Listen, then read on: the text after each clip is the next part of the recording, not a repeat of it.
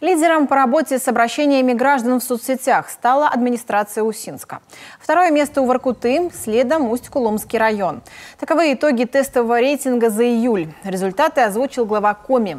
Так, еще в мае на заседании правительства Владимир Уйба поручил включить в оценку эффективности деятельности руководителей муниципалитетов работу в системе инцидент-менеджмент.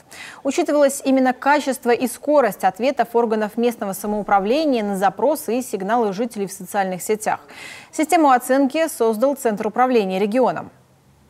Рейтинг, созданный по поручению главы Республики Коми Владимира Викторовича Уйба, создан для того, чтобы не просто констатировать, что тот или иной муниципалитет работает с обращениями граждан в интернете хорошо либо плохо. Главная его цель – это повысить качество этой работы. Поэтому каждый новый рейтинг будет содержать в себе конкретные рекомендации, что необходимо муниципалитету улучшить, чтобы повысить качество этой работы. Первый официальный рейтинг администрации муниципалитетов Центр управления регионом Коми озвучит по итогам работы в системе инцидент-менеджмент в четвертом квартале этого года. Глава Коми попросил ориентироваться на методику и параметры, по которым ЦУР оценивает работу администрации, а заодно усилить работу тех, кто попал в красную зону.